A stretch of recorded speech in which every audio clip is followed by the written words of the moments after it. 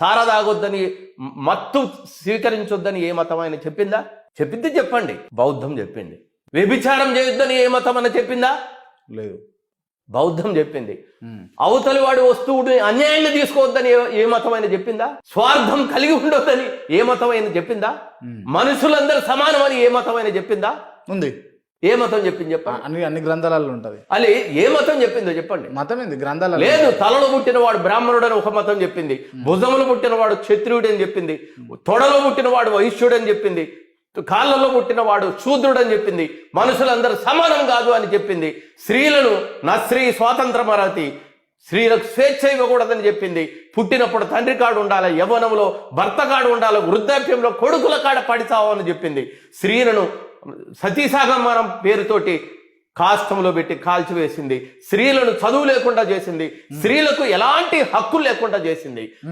అలాంటి వాళ్ళందరినీ కూడా ఒక గుదిగుచ్చి అద్భుతమైన ఓ సుందర సుచందన నందనవనం లాంటి నవభారతాన్ని నిర్మించాడు గౌతమ బుద్ధుడు. ఆయన బాటను అందుకున్నాడు బాబాసాహెబ్ అంబేద్కర్. రాజ్యాంగంలో తప్ప, గౌతమ బుద్ధుని బోధనలో తప్ప ఏ మతం కూడా ఒక అసమానతలు లేని సమాజాన్ని చెప్పలేదు. చెప్తే చెప్పండి మీరు. ఓకే జయరాజు గారు, మార్కిజం అంబేద్కరిజం కలుస్తాయి అంటారా?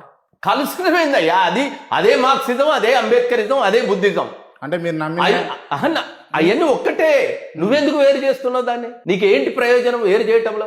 అవన్నీ ఒక్కటే కదా.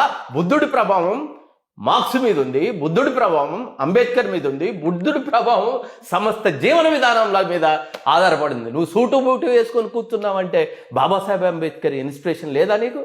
నువ్వు చదువుకున్నావంటే బాబాసాహెబ్ అంబేద్కర్ ఇన్స్పిరేషన్ లేదా? నువ్వు నైతిక విలువలు కలిగి ఉన్నావంటే బౌద్ధం యొక్క ప్రభావం లేదా? కాబట్టి అంబేద్కర్ వేరు, బుద్ధుడు వేరు, మార్క్స్ వేరు, ఇదంతా కాదు. వీళ్ళందరూ ఒకటే జీవనది, ఒక ప్రవాహం లాగా ప్రవహిస్తుంది. ఈ ప్రవాహాన్ని అందుకోవటంలో ఈ చీలికలు మార్క్స్ వేరు, అంబేద్కర్ ఇది కాదు. అందరూ ఒకటే. వీళ్ళందరూ ఒకటే. వీళ్ళు ఒక్కొక్క టైంలో ఒక్కొక్క సమాజాన్ని ప్రభావితం చేశారు. ఆ సమాజ ప్రభావమే ఇవాళ నేను చేస్తున్నాను. విప్లవ గీతాలకు కేర్ ఆఫ్ అడ్రస్ గా ఉన్నటువంటి జయరాజ్ గారు ఇప్పుడు ఆల్ ఆఫ్ సడన్ గా ప్రకృతి, వనాలు, లేకపోతే పక్షులు, వరదలు, వాగులు అని చెప్పేసి పాటలు రాయడము, పాటలు పాడడము జరుగుతుంది. తెలంగాణలో ఒక దొరతనం ఉంది. తెలంగాణలో ఒక మనిషిని మనిషిగా చూడని వ్యవస్థ ఉంది. తెలంగాణలో కాదు, ఈ దేశంలో ఒక మనలాంటి పేదవాళ్ళం, నువ్వు కానీ నేను కానీ ఈ సమాజంలో ఇక్కడ కూర్చోటానికి ఇన్ని రోజులు ఇంతకాలం పట్టింది. నువ్వు ఏ ఊరైనా వెళ్ళు కదా, ఉన్నదే ఊరి బయట దాని పేరే నా మాదిగపేట, దాని పేరే నా మాలపేట, దాని కంటి నిండా దుఃఖమున్నది, దాని కడుపు నిండా సొద ఉన్నది, దాని ఒంటికి బట్ట యాడున్నది, అది సిగ్గుతో ముడుచుకున్నది, ఉన్నది ఊరి బయట దాని పేరే నా మాలపేట. వాళ్ళు తీసేవి రతనాల పంటలు, వీళ్ళు పొందేవి కూలి గింజలు, వీళ్ళు కట్టేవి నింగిలో మేడలు, వీళ్ళు ఉండేవి పూరి గుడిసెలు. ఆకలెందరికో ఉంటది, వీళ్ళ అవమానం కుమ్మి వేస్తది, వీళ్ళ పేరన్న సక్కంగా పిలువరు, వీళ్ళు మనుషులన్న సంగతెరుగరు, వీళ్ళు నమ్మితే ప్రాణాలు పెడతారు, వీళ్ళ బలమునంతా ధారపోస్తారు, వీళ్ళు మంచితనానికి గురుతులు, ఏ పూజకు నోచని పువ్వులు. తల్లి కడుపులో పుట్టినవాడు ఎవడైనా తల్లి కడుపులో పుట్టినవాడు మనుషులందరూ ఈక్వల్ అని ప్రపంచం చెప్తుంటే, ఇక్కడ ఒక అంటరానితనాన్ని పెంచి పోషించి ఊరు బయట ఒక శ్మశాన వాటికల దగ్గర అక్కడ పుట్టాడు విప్లవ కవి. అక్కడ పుట్టాడు ఈ జయరాజు.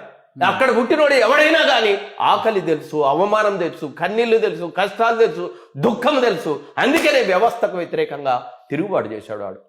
మీ ఉండే కాలంలో దొరలు భయంకరంగా ఉండేవాడు. ఏ ఆడపిల్ల అందంగా ఉన్నా కానీ గడీల ముందు దర్శనం ఇచ్చేది. భూములు మొత్తం కూడా వేలాది ఎకరాలు దొరల దగ్గర ఉండేది. నైజాం ఇక్కడ పరిపాలించేవాడు, ఊరిలో గడీల రాజ్యం నడుస్తూ ఉండేది.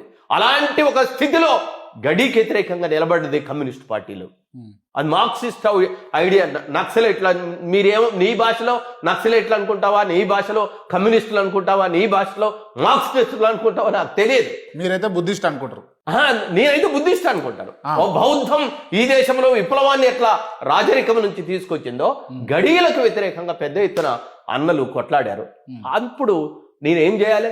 గడియలు ఉండాలని రాయాలనా? దొరతనం ఉండాలని రాయాలనా?